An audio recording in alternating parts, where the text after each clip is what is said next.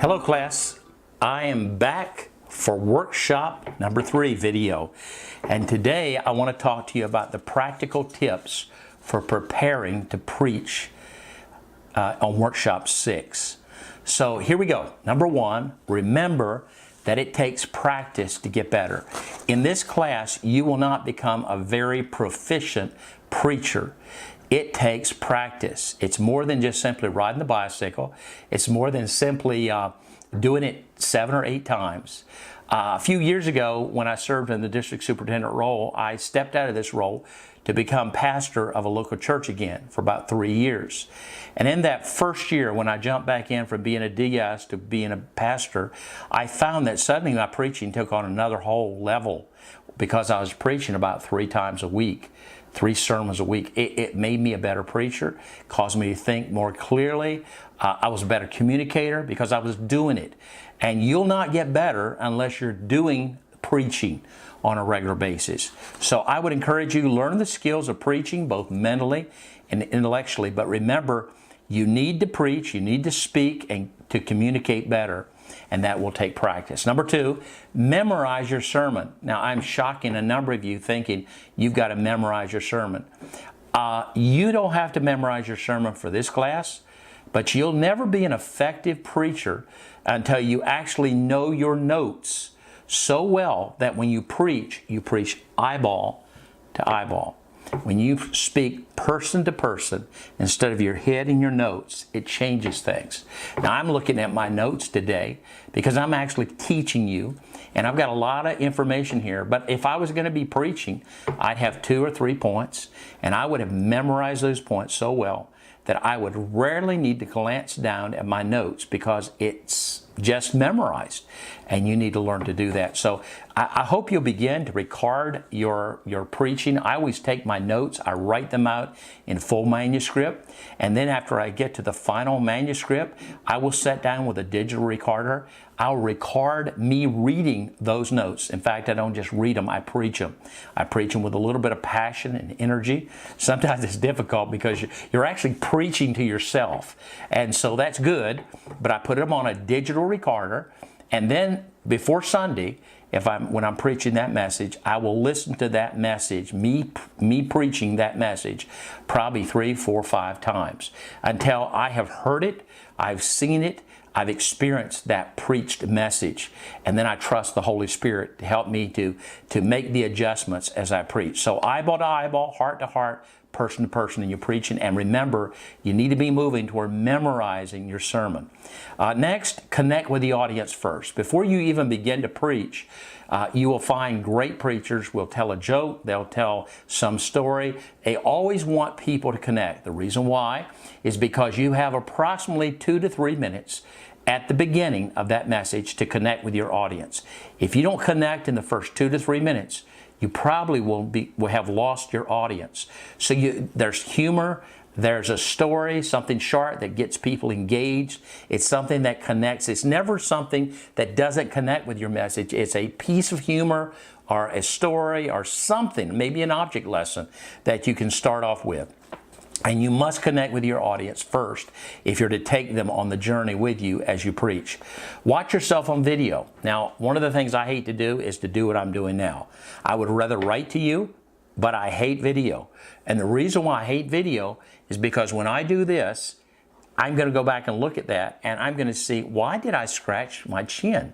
Or when I go this way, why did I do that? Or when I say certain things or use maybe words that I shouldn't have used, it reminds me how people hear me.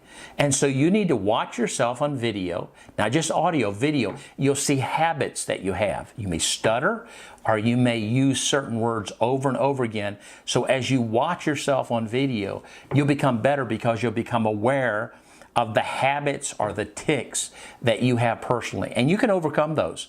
I have a friend of mine who if you were to speaking to him, he would stutter. But when he stands up to preach, he never stutters again. The power of the Spirit. I think it's power of preparation. It's being confident. It's being God's called you to preach. Next, keep your sermon between 20 and 30 minutes. Now, many young pastors don't have to worry about that if you're preaching for the first or second time, because you'll probably be fortunate to preach 10 or 15 minutes. My first message was about 12 minutes, and I had tons of material. But getting up for the first time preaching, I fell short. One of the things I didn't know then that I know now, and that is I should have practiced and actually verbalized my notes, and I would have known a lot better the timing of that message and whether I had enough material. So 20 to 30 minutes. If you preach more than 30 minutes, you will have lost your audience. You will have lost your impact. Young preachers need to remember, say more with less time. You can always get by with a lot in preaching as long as you don't go too long. And I've never heard anybody say when they left the church service on Sunday morning, wow, I wish our preacher would have preached another 5 or 10 minutes. They're always pleased when you come below certain time limits. For instance, when you're preaching and the service ends around 12 and you go to 12:05, I will tell you, at 12 o'clock, most people click out mentally. So think about your time.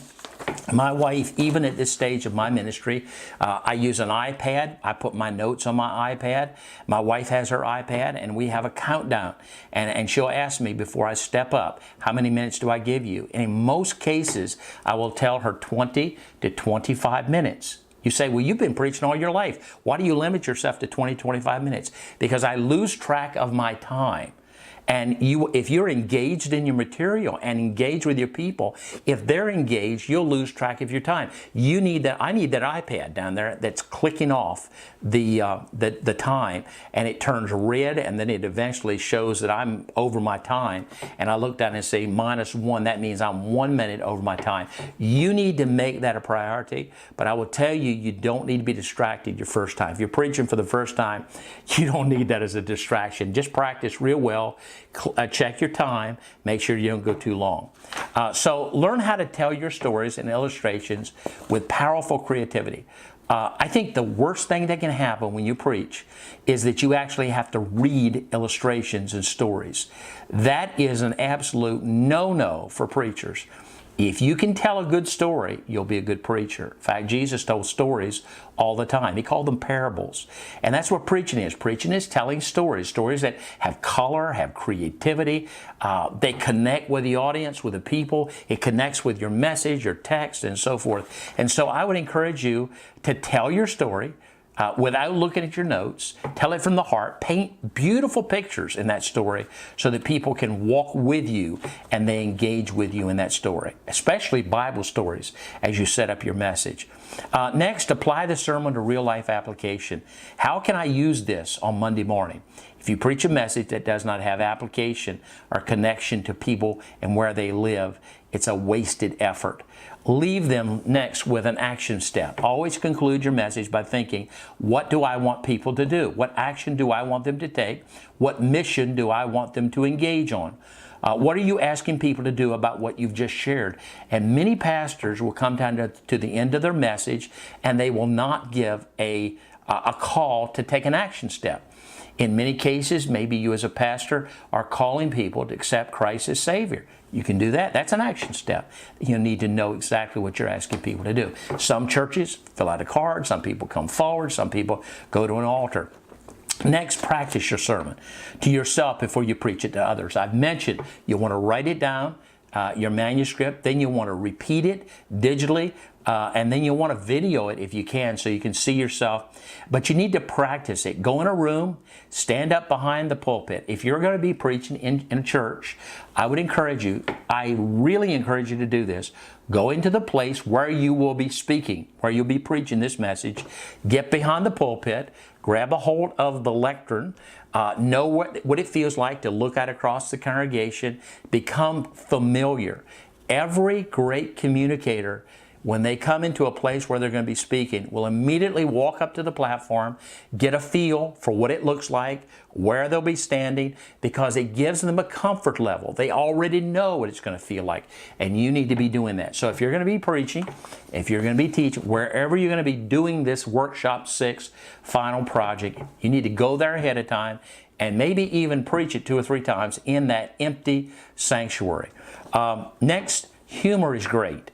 If you can have humor tossed in without making humor the focal point, if it flows with your message, if it's contextual, then I would encourage you to use humor. Too many pastors don't use humor, but you need to do it with balance. You need to be able to help people to relax. Every 4, 5, 6 minutes, people need a chance to breathe. And humor is a good way to do that, or story, or something that helps people to catch a breath before you go on and preach the message.